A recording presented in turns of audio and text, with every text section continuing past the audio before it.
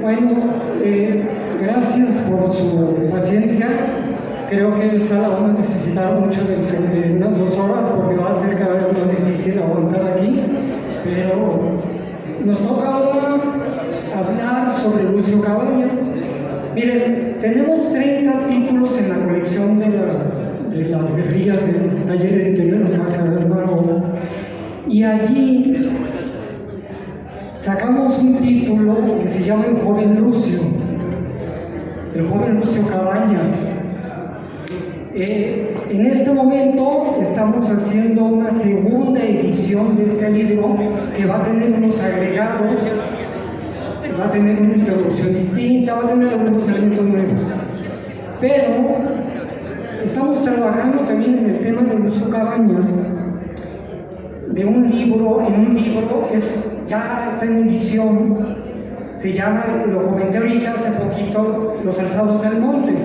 Y aquí nos acompaña la autora de ese libro, Los alzados del monte.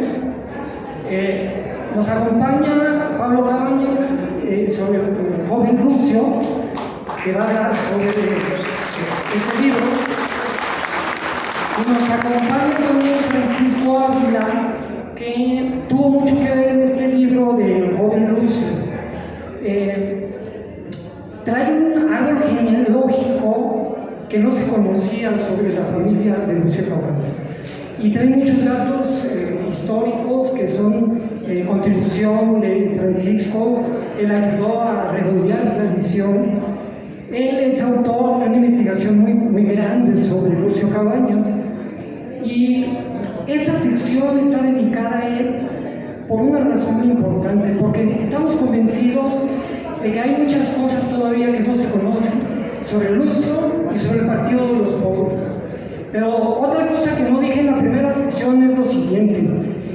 Uno de los objetivos de la Casa del Mago, del taller editorial, es con esta colección empezar a contribuir a la memoria, continuar en la aportación para la memoria de esta época, pero tocando cosas que en un momento dado pueden ser molestas, incómodas, y también muchas cosas que están como lugares comunes.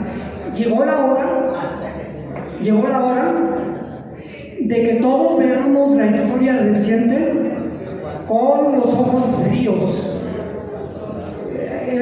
No sé si han escuchado por allí los comentarios de algunos historiadores. A veces se requiere un poco de paso del tiempo para no ver lo vivido con esa temperatura del momento, y llegó el momento ahora de ver las cosas con más frialdad y con mayor distancia.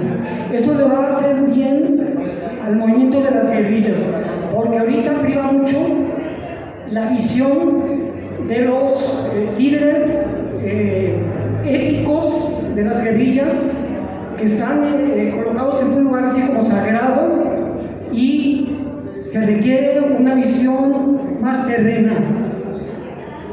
Llegar al punto en que podamos decir sin ninguna vergüenza cómo ha sido esta historia de carne y hueso, esta historia que se ha vivido con errores y con aciertos. Y aún así, dejen de decirles, con esa visión va a seguir siendo muy positiva toda esta valoración de todas estas generaciones que dieron su vida, y no va a caer en mérito para nada, pero es mejor eso a tener la actitud de verlo con los ojos de un poco religiosos, de ver todo como sagrado y ver que no hubo errores, y no verlo de manera terrena, verlo con más distancia. Y en eso estamos empeñados.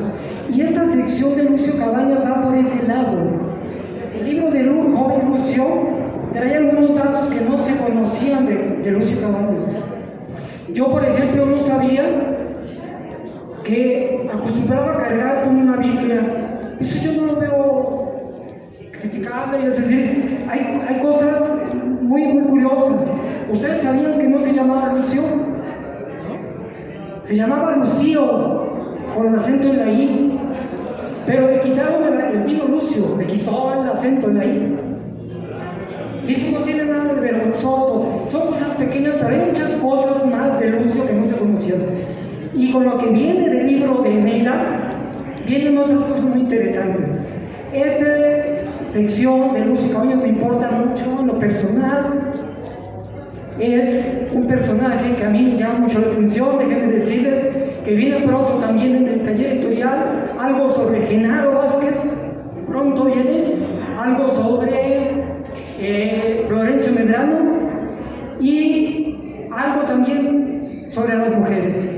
Llegó también el momento de poner en su lugar la participación de las mujeres. Dejo el micrófono con Francisco Ávila.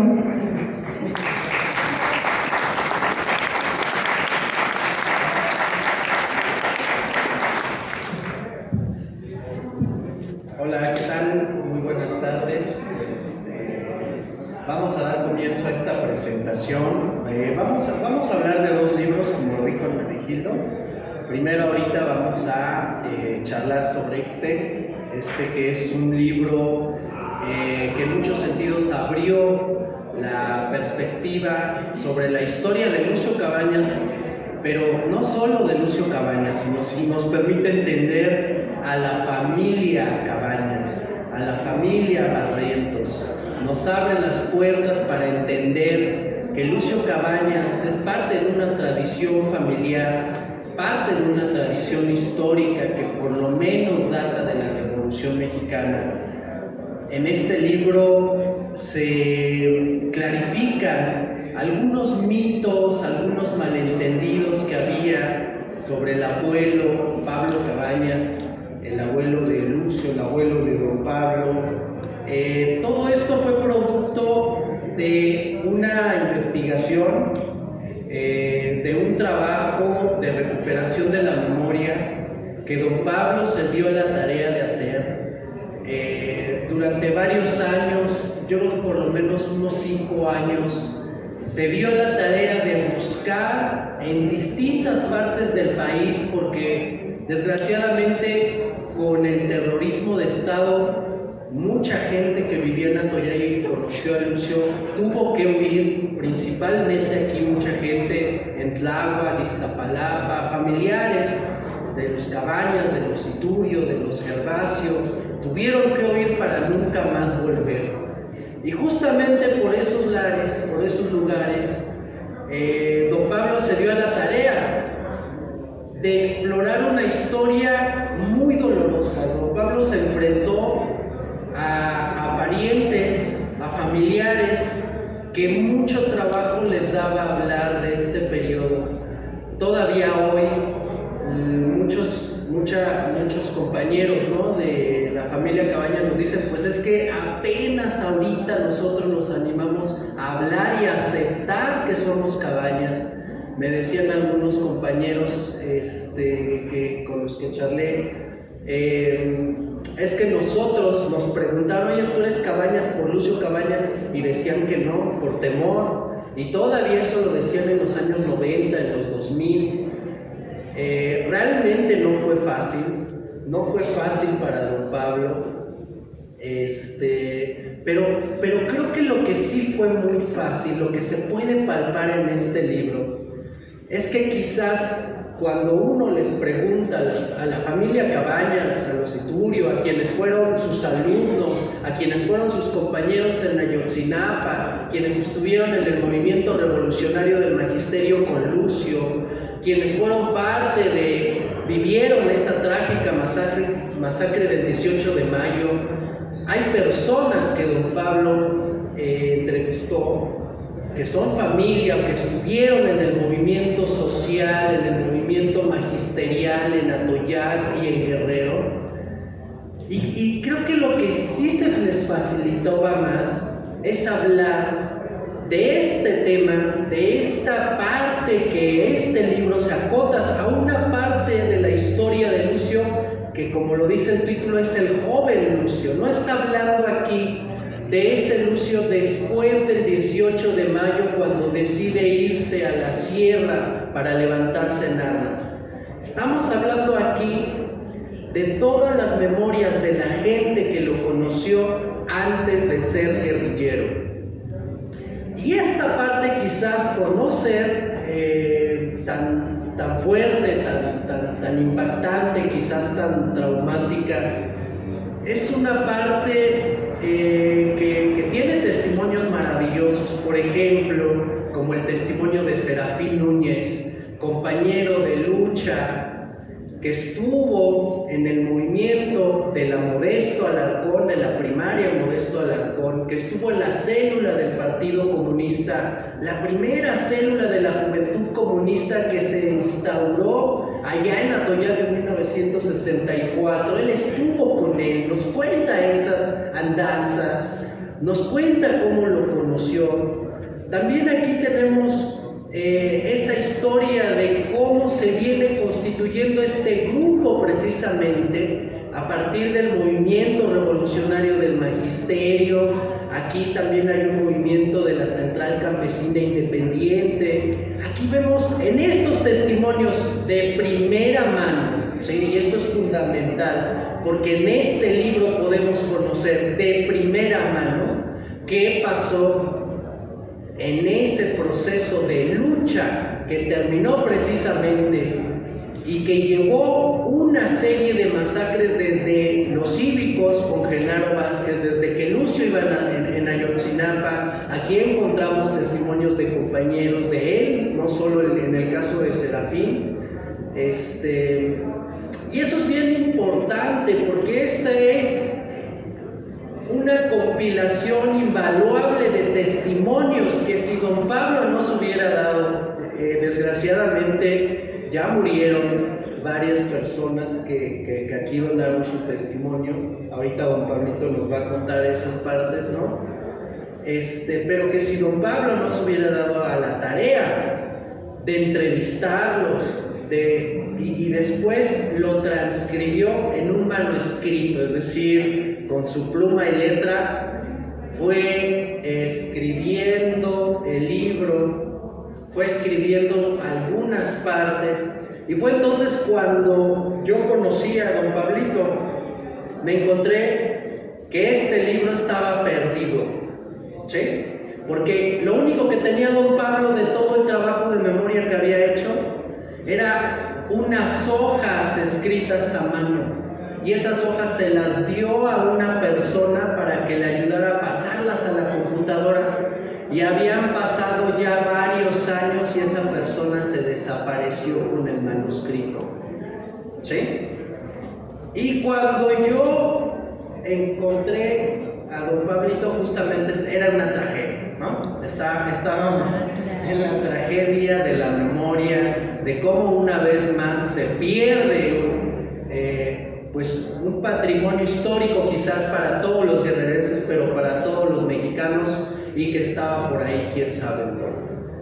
Entonces fue precisamente el apoyo de Hermenegildo, el apoyo de compañeras como Eneida, Sandra Hernández, una serie de compañeros y compañeras que se sumaron. Hay otro compañero, ahorita don Pablo lo mencionará, hubo compañeros músicos que fueron los que iban a tocar junto con don Pablo, porque había algo bien chistoso, que don Pablo entrevistó a mucha gente, pero a la hora de escribir su propia historia le costaba mucho trabajo narrarla.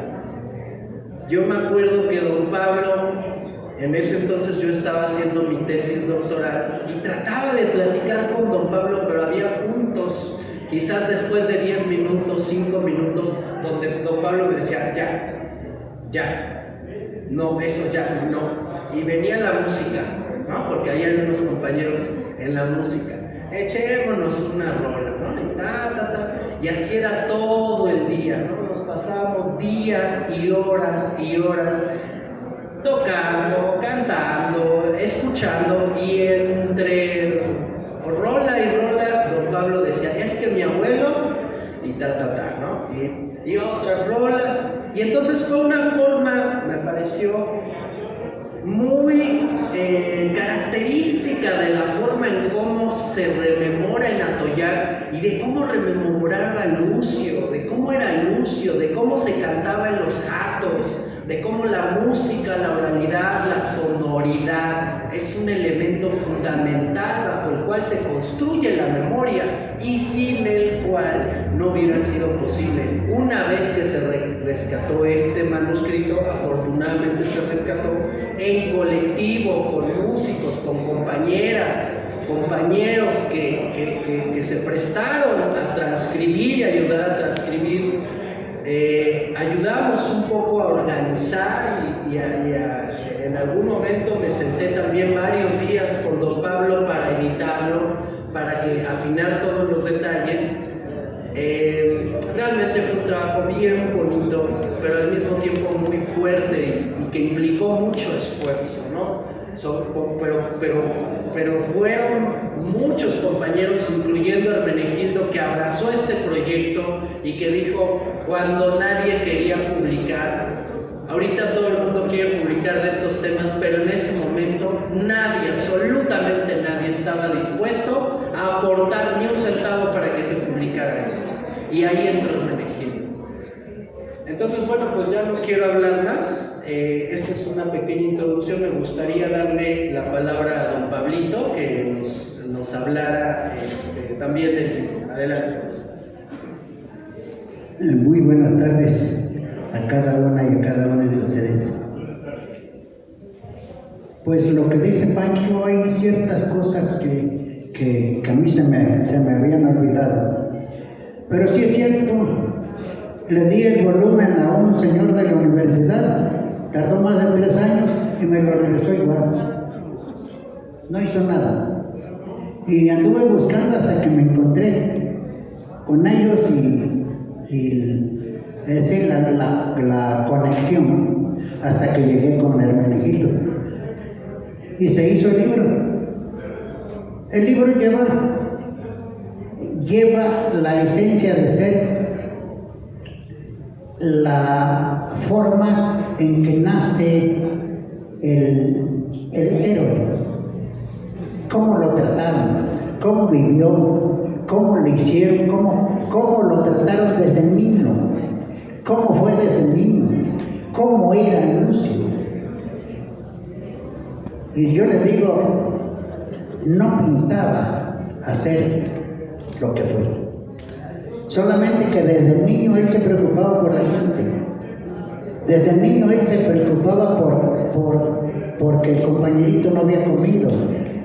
Siempre andaba jalando muchachos o muchachas desde niño. Y tenía una cualidad.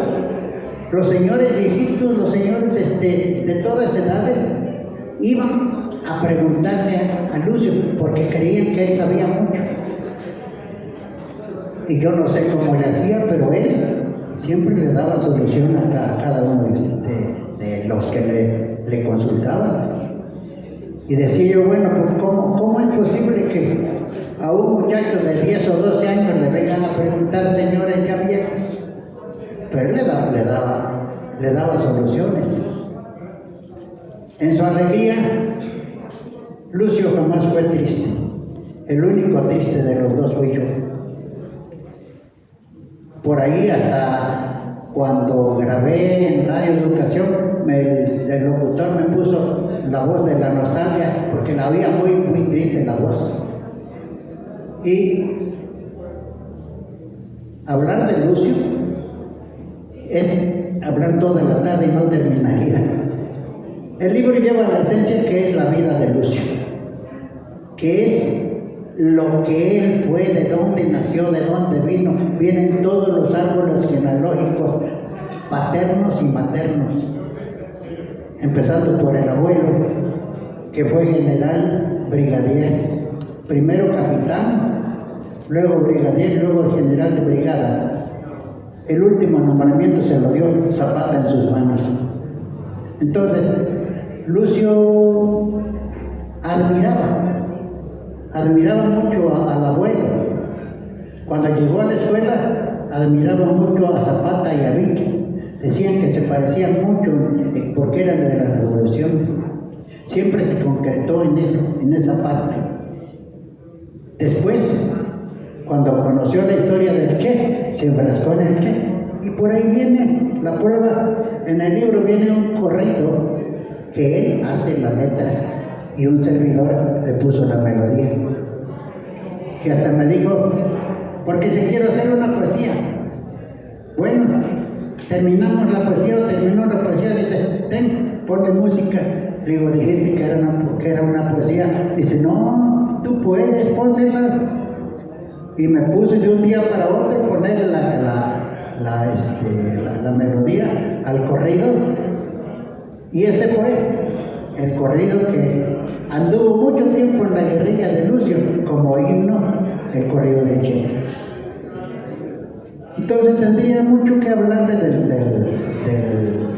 del libro, porque es la vida, vienen anécdotas, vienen muchas cosas dentro, porque es la vida de cómo nos trataron por una vida paralela a la de él.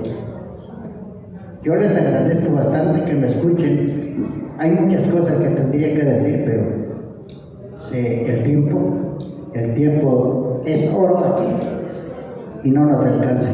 Los dejo con la compañera Eneida.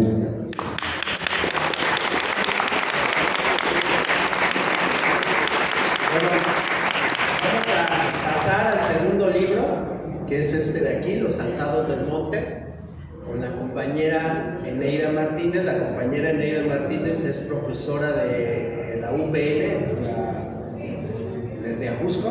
Ajá. Y bueno, pues este es un trabajo pues muy importante. Yo diría que es admirable, es una gran historiadora la compañera Eneida. Si ustedes leen, o sea, desde la narrativa, ¿no? Yo siempre que leo a ella me quedo admirado de la narrativa y de la manera en que ella articula todos estos problemas. Y esto es muy sentido porque, y bueno, yo lo quiero decir porque hay que decirlo, ¿no? Eneida Martínez, tanto sus dos padres estuvieron en el Partido de los Pobres. Eneida Martínez fue concebida en la sierra, cuando sus padres estaba el secuestro de Figueroa. En ese proceso más álgido y más duro fue concebida la querida compañera Eneida. Ella vivió toda la persecución que prosiguió desde bebé, toda su vida, en buena medida creo que tiene las secuelas de lo que fue ese proceso tan duro de persecución. Sobre todo por tratarse su padre, que fue uno de los elementos de la dirección del Partido de los Pobres. Creo que eso hacía todavía más difícil su situación. Y bueno, pues solamente sí me parece que eso es algo importante y que de ninguna manera demerita este trabajo, en el sentido de que no es un trabajo que sea, digamos, subjetivo o que se vaya por una serie de sentimientos que pudieran afectar su trabajo académico. Es un trabajo académicamente, historiográficamente, me parece impecable y muy riguroso, muy bien sustentado. Es uno de los trabajos que para mí fueron el ejemplo de cómo se tiene que trabajar en estos temas. Muchas gracias y es de verdad un gran gusto. Hola, ¿qué tal? Buenas tardes a todas, a todos.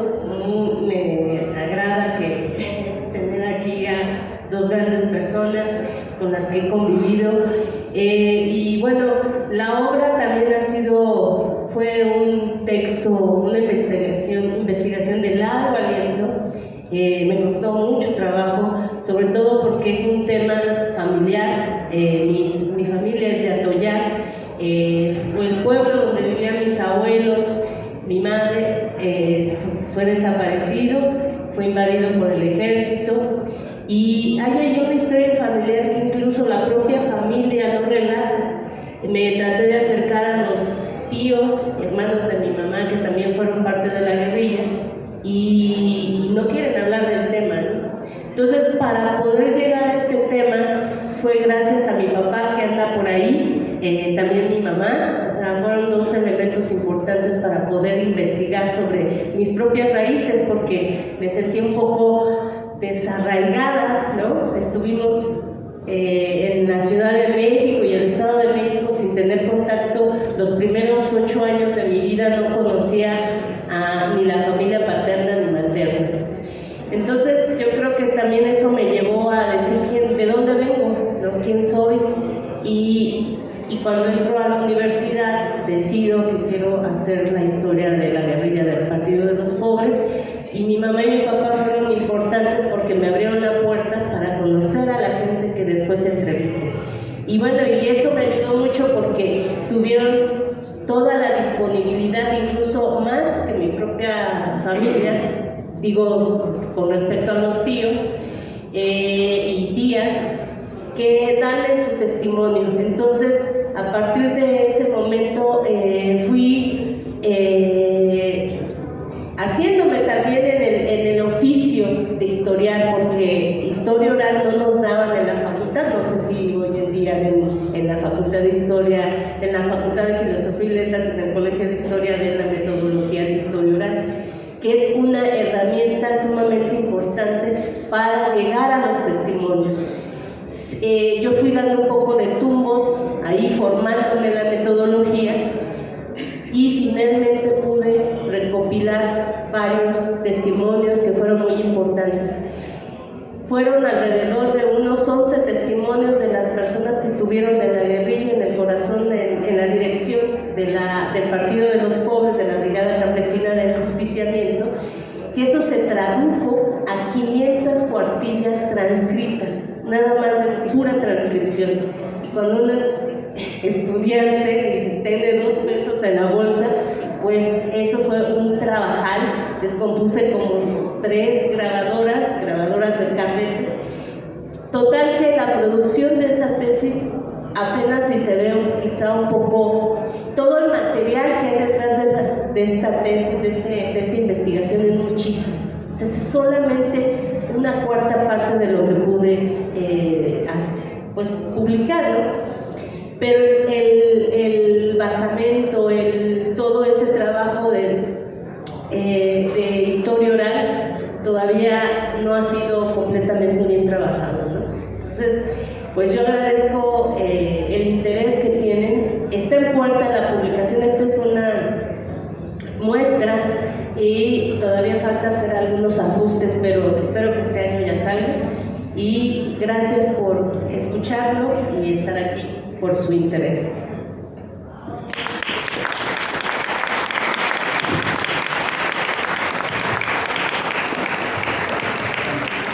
Bueno, pues vamos a dar un espacio para la participación, brevemente 15 minutos. 15 minutos. Si alguien quisiera participar, preguntar algo a don Pablo, a la compañera Eneida, sí, por allá.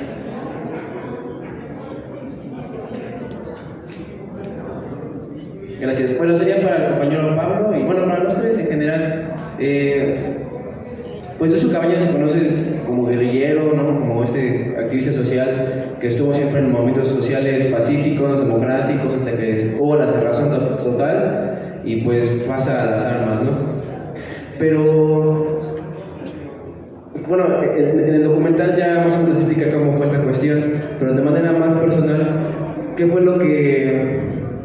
Bueno, como Lucio, ¿no? Sino alguien que siempre buscó las instancias más pacíficas, ¿no? ¿Cómo llegó ese agotamiento de siempre estar luchando por la vía democrática, por la vía pacífica y sin tenerse razones? Porque bueno, el mayo 18, cuando matan en el mitin, ¿no? Allá en Atoyac, es lo que detona que Lucio se vaya, ¿no?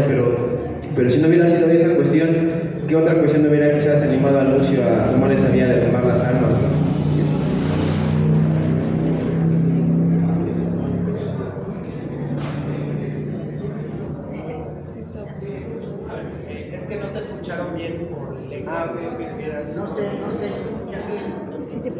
¿A que me pongo de pie?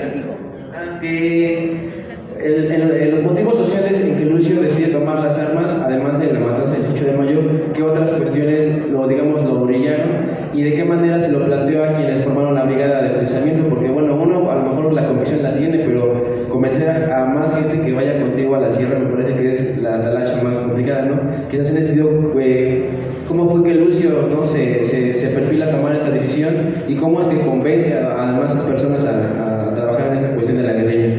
Ya, gracias.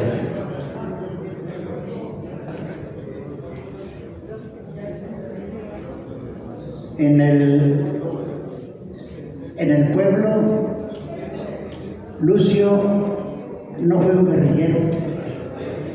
Para el pueblo, Lucio fue un luchador social. Lucio no le gustaban las armas. Para que ustedes se den cuenta, él era enemigo de tener armas. A veces ni siquiera machete llevó. Usábamos el machete porque teníamos que trabajar en la milpa, pero él llevar un arma jamás. Desde pequeño no le gustaron las armas. Una vez le compró un padrino un Mauser y decía, ¿sabe qué? Tú llévatelo, yo no quiero esa cosa. No quiero eso. Luego la tía que nos crió compraron un 22. Un riflito de un tiro. Dice, tú cárgalo, yo no quiero cargar eso. Él, de hecho, no le gustaban las armas. Pero, como dice la letra de un corrido, cuando se echan a perder, cuando se lastiman los nobles ideales, hasta una oveja se vuelve bronca. Hasta una oveja responde. También se mete a la rebelión hasta una oveja. Entonces, si a él no le gustaban las armas, ¿qué le quedaba? Si le habían cerrado todos los caminos. Todavía cuando él lo suben a la sierra, él no sabía usar las armas. Allá alguien le enseñó en la sierra a usar las armas. Y tuvo que aprenderla porque ya era primordial, no había otra manera. Por eso yo siempre recuerdo a Lucio como un gran luchador social y no como un guerrillero. Me decía el hijo de Genaro Vázquez que por qué no lo nombraba yo como guerrillero. Digo, es que para mí, yo no lo quiero soñar muerto como guerrillero. Quiero recordarlo como lo que ha sido un luchador social que hasta dio la vida por la gente. Él siempre andó sin armas, siempre caminó sin armas. Hasta los últimos años tal vez ha de haber cargado una pistola, pienso yo. Pero siempre cargó, fue a donde iba en la ciudad. Anduvimos aquí en la ciudad, en el Zócalo, en el Palacio de Gobierno. Alguna vez nos encontramos cada quien. Yo viviendo en Sonora y él viviendo en Guerrero, con pistolas en la cintura, porque no nos quedaba otra. Porque no había otra manera. No quería que nos agarraran vivos. Desgraciadamente él tuvo que darse un tiro para no caer en las manos del esbirro. Esa es la explicación que yo doy al respecto a lo que dice el compañero. Sí, el compañero. Una vez, todas las preguntas una vez.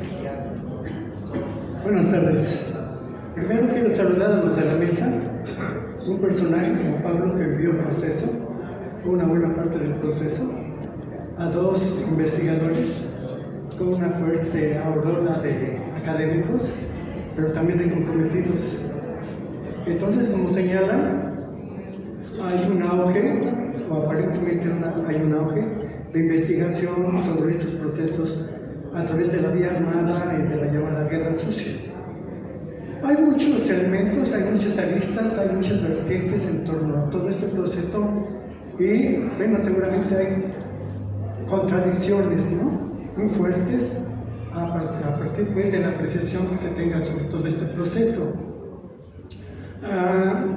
Yo quiero plantear dos o tres cosas, gracias pues, de que puedan parecer baladís intrascendentes, pero creo que para entender un poco mejor este proceso puede trabajarse sobre varias aristas, ¿no? Una de ellas es, por ejemplo, leyendo a Baloy, en su último texto, si no recuerdo mal, en la página 16, por ahí así, habla el momento en el cual el ejército que está acosando a la Brigada Campesina de Ajusticiamiento, hay un desaliento por las derrotas que han tenido frente al grupo armado, ¿no? Y señala Baloy, sin intención de armar navajas, dice que hay un desaliento en el ejército y que incluso hay personal militar que se pasa a las filas de los alzados del monte, ¿no? Y me llama la atención en una última parte de ese párrafo donde dice que incluso hubo un capitán que se pasa junto con sus compañeros a la guerrilla y que muere esta persona cuando muere Lucio, ¿no? o lo matan, ¿no? Si entendí bien, dice Pablo que se dio un tiro, yo creo que no, yo creo que fue a raíz del palacio del Bush que le tiraron al ejército, ¿no? Entonces, la pregunta sería si a partir de la vivencia y de las investigaciones que ustedes han realizado, se tienen un poco más de elementos en torno a esto, porque hay otro momento, me parece que en tu texto, se habla de un desaliento de la guerrilla. Habla de un desaliento de la guerrilla y que hay deserción. Entonces, dependiendo del momento, hay deserción en el ejército y en otro momento hay deserción en los guerrilleros, ¿no? Y un poquito en este sentido, al abatimiento, platicando con Luis León, me comentaba que había habido momentos en los que se bloqueaba a Lucio y al movimiento a trasladarse a otros lugares del país, particularmente Oaxaca, para poder romper el cerco militar y político, ¿no?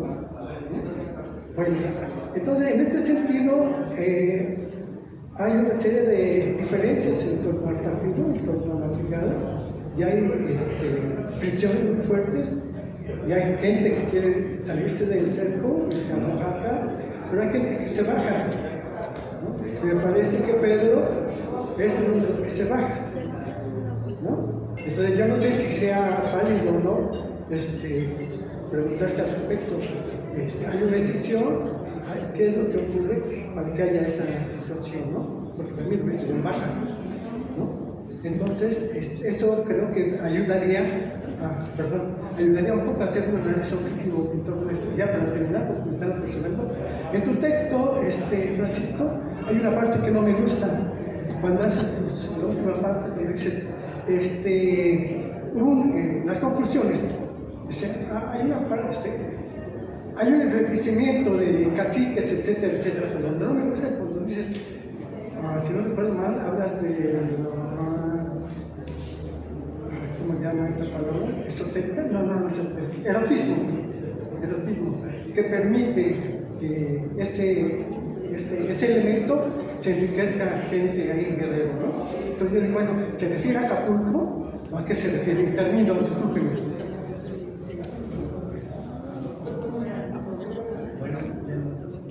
Muchas gracias al compañero Loperena por el comentario. Respecto a mi libro, compañero, ¿qué te parece si al rato que lo presentemos nos echamos ese comentario, ¿no?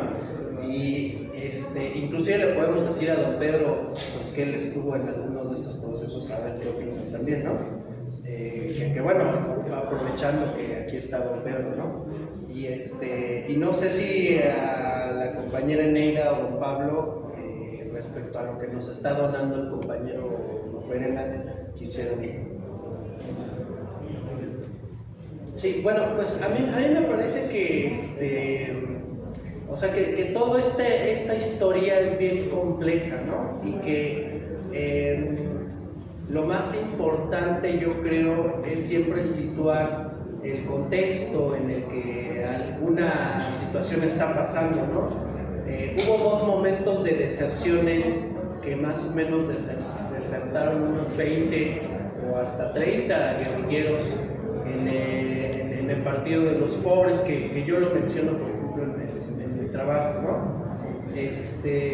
pero que se refieren incluso también de parte del ejército. También hay momentos, sobre todo antes del 73, entre el 70, 71, 72, en que efectivamente los militares también tenían miedo, y eso es real. Ricardo Rodríguez, no sé si te acuerdas, mi estimado Perena, que contaba que en algún momento ellos estaban de un lado de la carretera y de pronto iban pasando los militares por la carretera y estaban unos guerrilleros, se quedaron uno de este lado y otros del otro, iban ellos cruzando y de pronto estaba tan oscuro que en ambos bandos se vieron. O sea, la versión de Ricardo Rodríguez es que se vieron, y Luis León Mendiola también lo platicamos con él, ¿no? Y esto apenas era en el 71, ¿no? Luis León Mendiola también estuvo ahí, ¿no? Y también lo cuenta en su testimonio. Y ni los soldados les dispararon a los guerrilleros, ni los guerrilleros se movieron un perro. O sea, se quedaron ambos, los soldados, como que Dios le hablaba a la Virgen, por ahí dicen, ¿no? Siguieron marchando, y los guerrilleros pues se quedaron así como... Y justamente eso fue uno de los sucesos que Ricardo Rodríguez dijo, pues ya ven, ¿no? Necesitamos formar a los guerrilleros. Él constantemente le decía a Lucio, es que necesitamos formarlos, porque al primer encontronazo, si no están formados, pues va a pasar esto, ¿no? Ricardo Rodríguez asegura que los guerrilleros tuvieron miedo, y Luis León Mendiola dice que no necesariamente tuvieron miedo, sino que a lo mejor no se vieron, ¿no? Que estaba muy oscuro.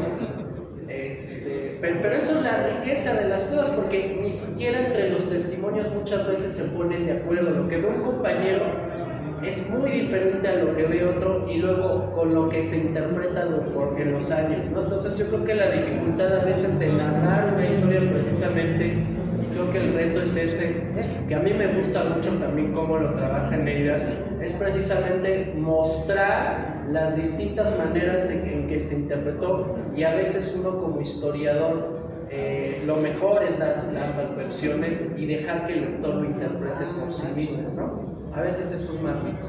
Y bueno, pues eso sería todo. Gracias.